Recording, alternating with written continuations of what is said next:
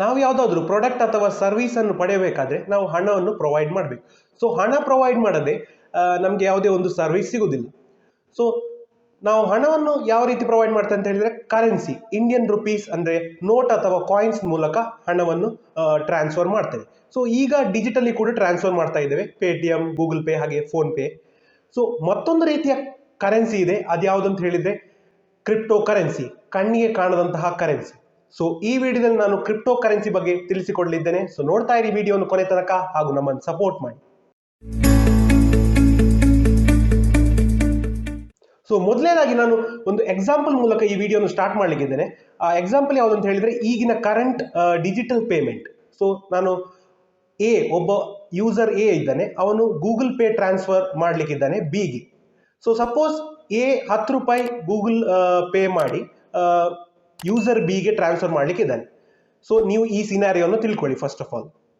So ಈ scenario ಏನಾಗ್ತದೆ ಅಂತ ಹೇಳಿದ್ರೆ ಗೂಗಲ್ ಪೇ ಫಸ್ಟ್ ಯೂಸರ್ ಇಂದ ಹಣ ಟ್ರಾನ್ಸ್ಫರ್ ಆಗಬೇಕಾದ್ರೆ ಫಸ್ಟ್ ಅದನ್ನ UPI ID ವೆರಿಫೈ ಮಾಡ್ತದೆ, ನಂತರ UPI ಪಿನ್ ಇರುತ್ತೆ ಅದನ್ನು ವೆರಿಫೈ ಮಾಡ್ತದೆ. ಈ ಎಲ್ಲ ವೆರಿಫಿಕೇಶನ್ ಆದ ನಂತರ ಹಣ ಸೆಂಡ್ ಆಗುತ್ತೆ ಯಾರಿಗೆ, ಯೂಸರ್ ಬಿಗೆ. ಸೊ ಇದು ಬ್ಯಾಂಕ್ ಮೂಲಕ ಹೋಗುತ್ತೆ. ಸೊ ಅಲ್ಲಿ ಒಂದು ಸೆಂಟ್ರಲೈಸ್ಡ್ ಅಥಾರಿಟಿ ಇದೆ, ಬ್ಯಾಂಕ್. ಈಗ ಸಪೋಸ್ ಯಾವ್ದಾದ್ರು ಒಂದು ಬ್ಯಾಂಕ್ ಇರುತ್ತೆ, ಆ ಬ್ಯಾಂಕ್ ನ ವೆರಿಫಿಕೇಶನ್ ಆದ ನಂತರ ಸೆಂಡರ್ ಬಿಗೆ ಹಣ ಹೋಗುತ್ತೆ. ಸೊ ಇಲ್ಲಿ ಒಂದು ಸೆಂಟ್ರಲೈಸ್ಡ್ ಅಥಾರಿಟಿ ಇದೆ, ಒಂದು ಮೇನ್ ಅಥಾರಿಟಿ ಇದೆ, ಗವರ್ಮೆಂಟ್ ಅಥವಾ ಬ್ಯಾಂಕ್ ಅಥವಾ RBI ಅಂತ ಹೇಳ್ಬೋದು. ಸೊ ಇಲ್ಲಿ ಸುಮಾರು ಪ್ರಾಬ್ಲಮ್ಸ್ ಕೂಡ ಇದೆ ಈ ಪೇಮೆಂಟ್ ಅಲ್ಲಿ. ಅದು ಯಾವ್ದಂತ ಹೇಳಿದ್ರೆ ನಿಮ್ಮ ಪೇಮೆಂಟ್ ಫೇಲ್ ಆಗ್ಬಹುದು. ಅಂದ್ರೆ ಗೂಗಲ್ ಪೇ ಅಲ್ಲಿ ನೀವು ನೋಡಿರ್ಬೋದು ಕೆಲವೊಮ್ಮೆ ಪೇಮೆಂಟ್ ಫೇಲ್ ಆಗುತ್ತೆ. ಹಾಗೆಯೇ ಟ್ರಾನ್ಸಾಕ್ಷನ್ ಲಿಮಿಟ್ ಅಂತ ಇರುತ್ತೆ. ಸೊ ಒಂದು ದಿನಕ್ಕೆ ಗೂಗಲ್ ಪೇ ಅಲ್ಲಿ ನೀವು ಇಷ್ಟೇ ಟ್ರಾನ್ಸಾಕ್ಟ್ ಮಾಡ್ಬೋದು ಅಂತ ಕೂಡ ಇರುತ್ತೆ. ಸೊ ಅದು ಕೂಡ ಒಂದು ಪ್ರಾಬ್ಲಮ್ ಇದರಲ್ಲಿ ಈಗಿನ ಕರೆಂಟ್ ಡಿಜಿಟಲ್ ಪೇಮೆಂಟ್ ಅಲ್ಲಿ. ಹಾಗೆಯೇ ಯಾರಾದ್ರೂ ಒಂದು ಹ್ಯಾಕರ್ ಕೂಡ ನಿಮ್ಮ ಡೀಟೇಲ್ಸ್ ಅನ್ನು ಹ್ಯಾಕ್ ಮಾಡಿ ಪೇಮೆಂಟ್ ಅನ್ನು ಅವನ ಅಕೌಂಟಿಗೆ ಟ್ರಾನ್ಸ್ಫರ್ ಮಾಡಬಹುದು. ಸೊ ಈ ರೀತಿಯ ಒಂದು ಕೆಲವು ಪ್ರಾಬ್ಲಮ್ಸ್ ಈಗಿನ ಡಿಜಿಟಲ್ ಪೇಮೆಂಟ್ಸ್ ಅಲ್ಲಿ ಇದೆ. ಸೊ ಈ ಡಿಜಿಟಲ್ ಪೇಮೆಂಟ್ಸ್ ನ ಈ ಪ್ರಾಬ್ಲಮ್ ಅನ್ನು ಹೇಗೆ ಕರೆಕ್ಟ್ ಮಾಡಬಹುದು, ಅಂದ್ರೆ ಹೇಗೆ ಸೊಲ್ಯೂಷನ್ ಇದೆ ಅಂತ ಹೇಳಿದ್ರೆ ಅದೇ crypto currency. So crypto currency ಒಂದು ಸೆಕ್ಯೂರ್ಡ್ ವರ್ಚುವಲ್ ಅಥವಾ ಡಿಜಿಟಲ್ ಅಥವಾ ಇಲೆಕ್ಟ್ರಾನಿಕಲಿ ಅಥವಾ ಒಂದು ಇನ್ವಿಸಿಬಲ್ ಕರೆನ್ಸಿ ಅಂತ ಹೇಳ್ಬೋದು. ಸೊ ಇದು ಕಣ್ಣಿಗೆ ಕಾಣದಂತಹ ಕರೆನ್ಸಿ. ಹಾಗೇನೆ ಈ ಕರೆನ್ಸಿಯನ್ನು ನೀವು ಮುಟ್ಲಿಕ್ಕೆ ಆಗುದಿಲ್ಲ, ಫೀಲ್ ಮಾಡ್ಲಿಕ್ಕೆ ಆಗುದಿಲ್ಲ. ಇದೊಂದು ಕಣ್ಣಿಗೆ ಕಾಣದಂತ ಕರೆನ್ಸಿ. ಹೇಗೆ ಅಂತ ಹೇಳಿದ್ರೆ ನಿಮ್ಗೆ ಕರೆಂಟ್ ಅಂತ ನಾವು ಹೇಳ್ತೇವೆ, ನಮ್ಗೆ ಕರೆಂಟ್ ಕಣ್ಣಿಗೆ ಕಾಣ್ತದ? ಕಣ್ಣಿಗೆ ಕಾಣ್ತದ? ಇಲ್ಲ. ಸೊ ಅದೇ ರೀತಿಯಲ್ಲಿ ಕ್ರಿಪ್ಟೋ ಕರೆನ್ಸಿ ಕೂಡ ಕಣ್ಣಿಗೆ ಕಾಣುದಿಲ್ಲ. ಸೊ ಇದು ಇಲೆಕ್ಟ್ರಾನಿಕಲಿ ಅಂದ್ರೆ ಡಿಜಿಟಲಿ ಅಂತ ಹೇಳ್ಬೋದು. ಇದು ಡಿಜಿಟಲಿ ಸ್ಟೋರ್ ಆಗಿರ್ತದೆ. ಎಲ್ಲಿ ಸ್ಟೋರ್ ಆಗಿರ್ತದೆ? ಒಂದು ಡೇಟಾ ಬೇಸ್ ಅಲ್ಲಿ ಸ್ಟೋರ್ ಆಗಿರುತ್ತೆ. ಸೊ ಇದು crypto currency. So first crypto currency ಯಾವುದು ಅಂತ ಹೇಳಿದ್ರೆ ಬಿಟ್ ಕಾಯಿನ್. ಸೊ ಈ ಬಿಟ್ ಕಾಯಿನ್ ಅನ್ನು ಸತೋಶಿ ನಕಮೋಟೋ ಅಂತ ಒಬ್ರು ಕ್ರಿಯೇಟರ್ ಇದ್ರು. ಅವರ ಆಕ್ಚುಯಲ್ ಹೆಸರು ಕೂಡ ಸತೋಶಿ ನಕಮೋಟೋ ಆಗಿರುವುದಿಲ್ಲ, ಇದು ಒಂದು ಅನಾನಿಮಸ್ ಹೆಸರು ಅಂತ ಹೇಳ್ಬೋದು. ಈ ಕ್ರಿಯೇಟರ್ನ ಹೆಸರು ಸತೋಶಿ ನಕಮೋಟೋ ಅಂತ. ಸೊ ಬಿಟ್ ಕಾಯಿನ್ ಈ ಫಸ್ಟ್ ಕ್ರಿಪ್ಟೋ ಕರೆನ್ಸಿ ಅಂತ ಹೇಳ್ಬೋದು. ಸೊ ಈಗ 1500ಕ್ಕಿಂತ ಹೆಚ್ಚು ಕ್ರಿಪ್ಟೋ ಕರೆನ್ಸಿ ಇದೆ. ಬಿಟ್ ಕಾಯಿನ್, ಇಥೇರಿಯಂ ಇದೆ, ಹಾಗೆಯೇ ಡಾಜ್ ಕಾಯಿನ್ ಇದೆ, ಲೈಟ್ ಕಾಯಿನ್ ಇದೆ, ಹಾಗೆ ಸುಮಾರು ಬಿಟ್ ಕಾಯಿನ್ಸ್ ತರಾನೇ ಒಂದು ಕ್ರಿಪ್ಟೋ ಕರೆನ್ಸಿ ವಿಶ್ವದಲ್ಲಿ ಇದೆ. ಸೊ ಯಾವುದೇ ಒಂದು ಕ್ರಿಪ್ಟೋ ಕರೆನ್ಸಿ ಕೂಡ ಯೂಸ್ ಮಾಡಬಹುದು. ಆ ಕ್ರಿಪ್ಟೋ ಕರೆನ್ಸಿಗೆ ತನ್ನದೇ ಆದಂತಹ ವೈಶಿಷ್ಟ್ಯಗಳು ಕೂಡ ಇದೆ. ಬಿಟ್ ಕಾಯಿನ್ ಬಗ್ಗೆ ಮಾತಾಡೋದಾದ್ರೆ ಇದೊಂದು ಫಸ್ಟ್ ಕ್ರಿಪ್ಟೋ ಕರೆನ್ಸಿ ಅಂತ ಹೇಳ್ಬೋದು. ಹಾಗೆಯೇ ಫೇಮಸ್ ಕ್ರಿಪ್ಟೋ ಕರೆನ್ಸಿ ಕೂಡ. ಈಗಿನ ಕಾಲದಲ್ಲಿ ಇದೊಂದು top most trending crypto currency ಅಂತ ಹೇಳ್ಬೋದು. ಹಾಗೆಯೇ ಇದರ ಮೇನ್ ಅಡ್ವಾಂಟೇಜಸ್ ಏನಂತ ಹೇಳಿದ್ರೆ, ಒಂದು, ಇದರಲ್ಲಿ ಯಾವುದೇ ಒಂದು ಟ್ರಾನ್ಸಾಕ್ಷನ್ ಲಿಮಿಟ್ ಇಲ್ಲ. ಎಷ್ಟು ಅಮೌಂಟ್ ಕೂಡ ಅಂದ್ರೆ ಬಿಟ್ ಕಾಯಿನ್ಸ್ ಕೂಡ ನೀವು ಟ್ರಾನ್ಸ್ಫರ್ ಮಾಡಬಹುದು ಅಥವಾ ಪರ್ಚೇಸ್ ಮಾಡಬಹುದು. ಸೊ ಮತ್ತೊಂದು ಏನಂತ ಹೇಳಿದ್ರೆ 24x7 ನಿಮಗೆ ಬಿಟ್ ಕಾಯಿನ್ ಅಥವಾ ಕ್ರಿಪ್ಟೋ ಕರೆನ್ಸಿ ಮೇಲೆ ಕಂಟ್ರೋಲ್ ಇರುತ್ತೆ. ಹಾಗೆಯೇ ಯಾವುದೇ ಏಜ್ ಲಿಮಿಟ್ ಕೂಡ ಇಲ್ಲ. ಕ್ರಿಪ್ಟೋ ಕರೆನ್ಸಿಯನ್ನು ಯಾರು ಕೂಡ ಯೂಸ್ ಮಾಡಬಹುದು. ಮತ್ತೊಂದು ಏನಂತ ಹೇಳಿದ್ರೆ ಮೋಸ್ಟ್ ಇಂಪಾರ್ಟೆಂಟ್ ಪಾಯಿಂಟ್ ಅದು ಯಾವುದು ಅಂತ ಹೇಳಿದ್ರೆ ಸೆಕ್ಯೂರಿಟಿ. ಕ್ರಿಪ್ಟೋ ಕರೆನ್ಸಿಯಲ್ಲಿ ತುಂಬಾ ಸೆಕ್ಯೂರಿಟಿ ಇದೆ. ಅದು ಯಾವುದು ಅಂತ ಹೇಳಿದ್ರೆ ಕ್ರಿಪ್ಟೋ ಕರೆನ್ಸಿಯಲ್ಲಿ ಹೆಸರಲ್ಲೇ ಇದೆ, ಕ್ರಿಪ್ಟೋಗ್ರಾಫಿಯನ್ನು ಯೂಸ್ ಮಾಡಿ ಇಲ್ಲಿ ಸೆಕ್ಯೂರಿಟಿಯನ್ನು ಟೈಟ್ ಮಾಡಿದ್ದಾರೆ. ಅದು ಹೇಗೆ ಅಂತ ಹೇಳಿದ್ರೆ ಹ್ಯಾಶಿಂಗ್. ನಿಮ್ಗೆ ಗೊತ್ತಿರುವ ಹಾಗೆ ಹ್ಯಾಶಿಂಗ್ ಒಂದು ಮೆಸೇಜ್ ಇದ್ರೆ ಹೆಲೋ ಅಂತ ಒಂದು ಮೆಸೇಜ್ ಇದೆ, ಆ ಮೆಸೇಜ್ ಅನ್ನು ಹ್ಯಾಶಿಂಗ್ ಮಾಡಿದ್ರೆ ಅದೊಂದು ಬೇರೆ ಒಂದು ಡಿಜಿಟ್ ಅಥವಾ ಯಾವುದೋ ಒಂದು ಫಾರ್ಮ್ಯಾಟ್, ಲೆಟರ್ ಫಾರ್ಮ್ಯಾಟ್ ಅಲ್ಲಿ ಇರುತ್ತೆ, ಅದು ಓದ್ಲಿಕ್ಕೆ ಆಗುದಿಲ್ಲ ಅಂತ ಒಂದು ಫಾರ್ಮ್ಯಾಟ್ ಅಲ್ಲಿ ಇರುತ್ತೆ. ಸೊ ಈ ಸೆಕ್ಯೂರಿಟಿಯಿಂದ ಹ್ಯಾಕರ್ಗೆ ನಿಮ್ಮ ಡೀಟೇಲ್ಸ್ ಅಥವಾ ಯಾವುದೇ ಒಂದು ಟ್ರಾನ್ಸಾಕ್ಷನ್ ಡೀಟೇಲ್ಸ್ ಇಲ್ಲಿ ಹ್ಯಾಕ್ ಮಾಡ್ಲಿಕ್ಕೆ ಆಗುದಿಲ್ಲ. ಸೊ ಇದು ಮೇನ್ ಪರ್ಪಸ್ ಕ್ರಿಪ್ಟೋಗ್ರಫಿ ಅದು. ಸೊ ಅದಕ್ಕೆ ಕ್ರಿಪ್ಟೋ ಕರೆನ್ಸಿ ಅಂತ ಹೇಳ್ತಾರೆ, ಸೆಕ್ಯೂರ್ಡ್ ಕರೆನ್ಸಿ ಅಂತ ಹೇಳ್ಬೋದು, ಸೀಕ್ರೆಟ್ ಕರೆನ್ಸಿ ಅಂತ ಕೂಡ ಕರಿಬಹುದು. ಸೊ ಇದರ ಮೇನ್ ಅಡ್ವಾಂಟೇಜಸ್ ನಾನು ಹೇಳಿದ್ದೇನೆ. ಹಾಗೆಯೇ ಇದರ ವರ್ಕಿಂಗ್ ಬಗ್ಗೆ ಮಾತಾಡೋದಾದ್ರೆ ನಾನೊಂದು ಎಕ್ಸಾಂಪಲ್ ಮೂಲಕ ಇದರ ವರ್ಕಿಂಗ್ ಅನ್ನು ತಿಳಿಸಿಕೊಡ್ತೇನೆ. ಸೊ ಹೇಗಂತ ಹೇಳಿದ್ರೆ, ನಾನು ಮುಂಚೆನೆ ಹೇಳಿದಾಗೆ ಒಂದು ಯೂಸರ್ ಎ ಯೂಸರ್ ಬಿಗೆ ಈಗ 1 ಬಿಟ್ಕಾಯಿನ್ ಅನ್ನು ಟ್ರಾನ್ಸ್ಫರ್ ಮಾಡಬೇಕು. ಅದು ಹೇಗಂತ ಹೇಳಿದ್ರೆ, ಗೂಗಲ್ ಪೇ ಅಥವಾ ಪೇಟಿಎಂ ಅಥವಾ ಫೋನ್ ಪೇ ತರನೇ ಒಂದು ವಾಲೆಟ್ ಇರುತ್ತೆ ಬಿಟ್ಕಾಯಿನಿಗೆ ಅಥವಾ ಕ್ರಿಪ್ಟೋ ಕರೆನ್ಸಿಗೆ. ಸೊ ಆ ವಾಲೆಟ್ ಯೂಸ್ ಮಾಡಿಕೊಂಡು ನೀವು ಯೂಸರ್ ಬಿಗೆ ಹಣ ಸೆಂಡ್ ಮಾಡ್ಬೋದು, ಅಂದ್ರೆ ಬಿಟ್ಕಾಯಿನ್ ಅನ್ನು ಸೆಂಡ್ ಮಾಡ್ಬೋದು. ಅದು ಹೇಗಂತ ಹೇಳಿದ್ರೆ, ಒಂದು ಬಿಟ್ಕಾಯಿನ್ ಅನ್ನು ನೀವು ಈಗ ಸೆಂಡ್ ಮಾಡಬೇಕಾದ್ರೆ ವಾಲೆಟ್ ಅಲ್ಲಿ 1 ಬಿಟ್ಕಾಯಿನ್ ಅಂತ ಟೈಪ್ ಮಾಡಿ ಅದನ್ನು ಸೆಂಡ್ ಮಾಡಿ, ಅದರಲ್ಲಿ ಒಂದು ಪ್ರೈವೇಟ್ ಕೀ ಕೂಡ ಆ ಬಿಟ್ಕಾಯಿನ್ ಜೊತೆಗೆ ಇರುತ್ತೆ. ಈ ಪ್ರೈವೇಟ್ ಕೀ ಅಂತ ಏನಂತ ಹೇಳಿದ್ರೆ ಒಂದು ಡಿಜಿಟಲ್ ಸಿಗ್ನೇಚರ್ ಅಂತ ಹೇಳ್ಬೋದು, ಅಥವಾ ಒಂದು ಸೀಕ್ರೆಟ್ ಕೀ ಅಥವಾ ಒಂದು ಪಾಸ್ವರ್ಡ್ ಅಂತ ಕೂಡ ಕರಿಬಹುದು. ಇದರಿಂದ ಏನಾಗ್ತದೆ ಅಂತ ಹೇಳಿದ್ರೆ, ಇದು ಕೇವಲ ಯೂಸರ್ ಎಗೆ ಮಾತ್ರ ಗೊತ್ತಿರುತ್ತೆ ಈ ಪ್ರೈವೇಟ್ ಕೀ. ಈ ಪ್ರೈವೇಟ್ ಕೀಯಿಂದ ಯೂಸ್ ಮಾಡಿಕೊಂಡು ಹ್ಯಾಶಿಂಗ್ ಕೂಡ ಮಾಡಬಹುದು. ಒಂದು ಡಿಫ್ರೆಂಟ್ ಎನ್ಕ್ರಿಪ್ಷನ್ ಇರುತ್ತೆ ಇದರಲ್ಲಿ. ನಾನು ಮುಂಚೆನೆ ಹೇಳಿದಾಗೆ ಕ್ರಿಪ್ಟೋಗ್ರಫಿ ಈ ಹೋಲ್ ಪ್ರೊಸೆಸ್ ಅಲ್ಲಿ ಇರುತ್ತೆ, ಆದ ಕಾರಣ ಯಾವುದೇ ಒಂದು ಸೆಕ್ಯೂರಿಟಿ ಫಾಲ್ಟ್ ಆಗುದಿಲ್ಲ ಇದರಲ್ಲಿ. ಸೊ ಹ್ಯಾಕರ್ಗೆ ಇದನ್ನು ಅಷ್ಟು ಸುಲಭವಾಗಿ ಯಾವುದೇ ಒಂದು ಟ್ರಾನ್ಸಾಕ್ಷನ್ ಡೀಟೇಲ್ ಕಂಡುಹಿಡಿಯಲಿಕ್ಕೆ ಆಗುದಿಲ್ಲ. ಸೊ ನಂತರ ಏನಾಗ್ತದೆ ಅಂತ ಹೇಳಿದ್ರೆ, ಈ ಪ್ರೈವೇಟ್ ಕೀ ಪ್ರೊವೈಡ್ ಮಾಡಿ ಆದ ನಂತರ ಇದೊಂದು ಬ್ಲಾಕ್ ಗೆ ಕ್ರಿಯೇಟ್ ಆಗುತ್ತೆ. ಸೊ ಮೇನ್ ಟೆಕ್ನಾಲಜಿ ಇದರಲ್ಲಿ ಯೂಸ್ ಮಾಡಿದಂಥದ್ದು block technology, block chain technology ಅಂತ ಕರಿಬಹುದು.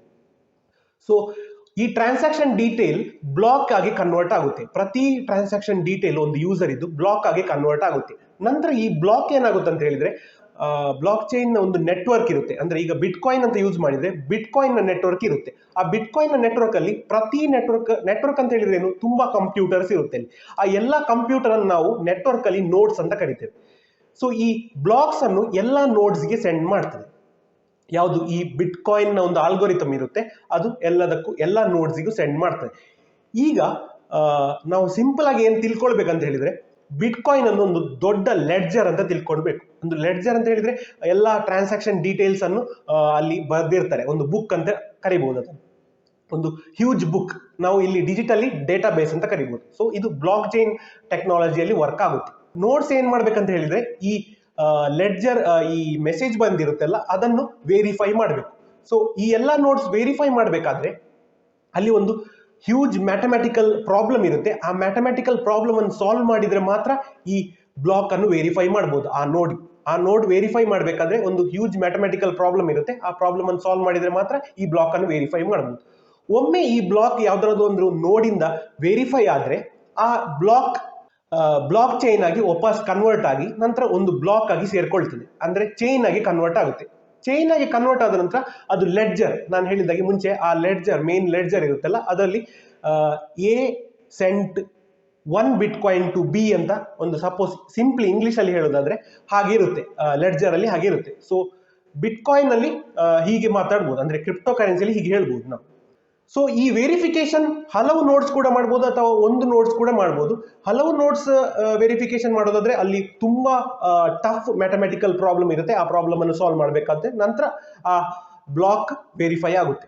ಸೊ ವೆರಿಫೈ ಆದ ನಂತರ ಬ್ಲಾಕ್ ಚೈನ್ ಆಗಿ ಕನ್ವರ್ಟ್ ಆಗುತ್ತೆ. ಸೊ ಬ್ಲಾಕ್ ಚೈನ್ ಆಗಿ ಒಮ್ಮೆ ಕನ್ವರ್ಟ್ ಆದ್ರೆ, ಅಂದ್ರೆ ವೆರಿಫೈ ಆದ ನಂತರ ಕನ್ವರ್ಟ್ ಆದ ಕೂಡಲೇ ಅಥವಾ ಅದು ಜಾಯಿನ್ ಆದ ಕೂಡಲೇ, ಚೈನ್ ಜಾಯಿನ್ ಆದ ಕೂಡಲೇ ಯೂಸರ್ ಬಿಗೆ 1 ಬಿಟ್ಕಾಯಿನ್ ಇರುತ್ತೆ ಅಂತ ಹೇಳಿದ್ರೆ 1 ಬಿಟ್ಕಾಯಿನ್ ಅವನಿಗೆ ಸೆಂಡ್ ಆಗುತ್ತೆ.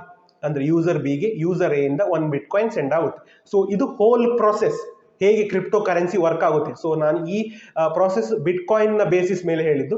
ಸೊ ಬೇರೆ ಬೇರೆ ಸೇಮ್ ರೀತಿ ಇರುತ್ತೆ, ಬಟ್ ಬೇರೆ ಕೆಲವು ಆಲ್ಗೋರಿಥಮ್ಸ್ ಚೇಂಜ್ ಇರುತ್ತೆ.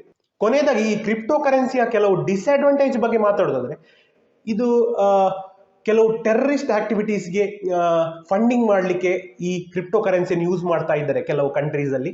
ಸೊ ಇದೊಂದು ಡೇಂಜರಸ್ ಸೈನ್ ಅಂತ ಹೇಳ್ಬೋದು. ಸೊ ಕ್ರಿಪ್ಟೋ ಕರೆನ್ಸಿಯನ್ನು ತುಂಬಾ ಯೂಸ್ ಮಾಡ್ಲಿಕ್ಕೆ ಹೋದ್ರೆ, ಅಂದ್ರೆ ಅದನ್ನು ರೆಗ್ಯುಲೇಟ್ ಮಾಡದಿದ್ರೆ ಅದು ಒಂದು ಕಂಟ್ರಿಗೆ ಅದು ಆಪತ್ ಅಂತ ಹೇಳ್ಬೋದು. ಸೊ ಅದೊಂದು ಡಿಸ್ಅಡ್ವಾಂಟೇಜ್. ಮತ್ತೊಂದೇನಂತ ಹೇಳಿದ್ರೆ, ಈ ಕ್ರಿಪ್ಟೋ ಕರೆನ್ಸಿಯಿಂದ ಅನ್ರೆಗ್ಯುಲೇಟೆಡ್ ಕ್ರಿಪ್ಟೋ ಕರೆನ್ಸಿಯಿಂದ ಕರಪ್ಷನ್ ಕೂಡ ಇನ್ಕ್ರೀಸ್ ಆಗ್ಬೋದು.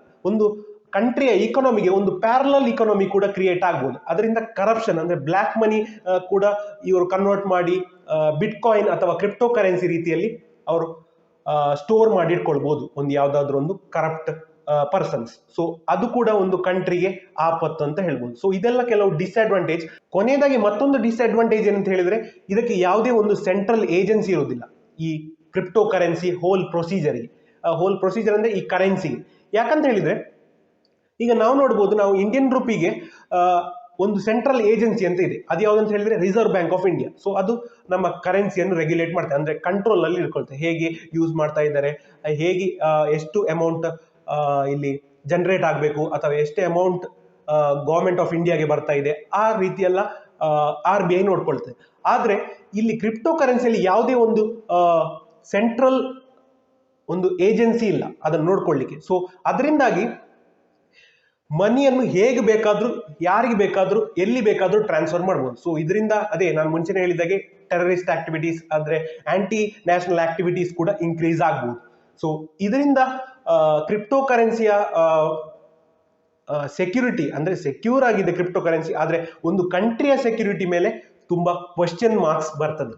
ಹಾಗೆಯೇ ಕೊನೆಯದಾಗಿ ಕೆಲವು ರಿಪೋರ್ಟ್ಸ್ ಏನ್ ಹೇಳ್ತಾ ಇದೆ ಅಂತ ಹೇಳಿದ್ರೆ, ಅಂದ್ರೆ ನ್ಯೂಸ್ ರಿಪೋರ್ಟ್ಸ್ ಏನ್ ಹೇಳ್ತಾ ಇದೆ ಅಂತ ಹೇಳಿದ್ರೆ, ಇಂಡಿಯನ್ ಗವರ್ಮೆಂಟ್ ಒಂದು ಕ್ರಿಪ್ಟೋ ಕರೆನ್ಸಿಯ ಬಗ್ಗೆ ಒಂದು ಬಿಲ್ ತರಲಿಕ್ಕಿದೆ ಪಾರ್ಲಿಮೆಂಟ್ ಅಲ್ಲಿ. ಅದು ಯಾವ್ದಂತ ಹೇಳಿದ್ರೆ, ಈ ಕ್ರಿಪ್ಟೋ ಕರೆನ್ಸಿಗೆ ಒಂದು ಏಜೆನ್ಸಿ ಅಥವಾ ರೆಗ್ಯುಲೇಟ್ ಮಾಡುವಂತಹ ಏಜೆನ್ಸಿಯನ್ನು ಮಾಡುವಂತಹ ಒಂದು ಪಾರ್ಲಿಮೆಂಟ್ ಬಿಲ್ ಅನ್ನು ಪ್ರೊವೈಡ್ ಮಾಡ್ಲಿಕ್ಕಿದ್ದಾರೆ. ಅಥವಾ ಕೆಲವು ನ್ಯೂಸ್ ರಿಪೋರ್ಟ್ಸ್ ಏನ್ ಹೇಳ್ತಾ ಇದೆ ಅಂತ ಹೇಳಿದ್ರೆ, ಈ ಕ್ರಿಪ್ಟೋ ಕರೆನ್ಸಿಯನ್ನೇ ಬ್ಯಾನ್ ಮಾಡುವಂತಹ ಚಾನ್ಸಸ್ ಇದೆ ಸೆಂಟ್ರಲ್ ಗವರ್ಮೆಂಟ್ ಅಂದ್ರೆ government of India.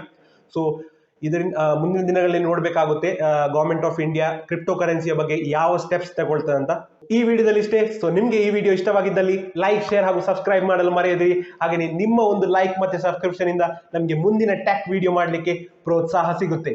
So tata, bye bye. Technical domain signing of.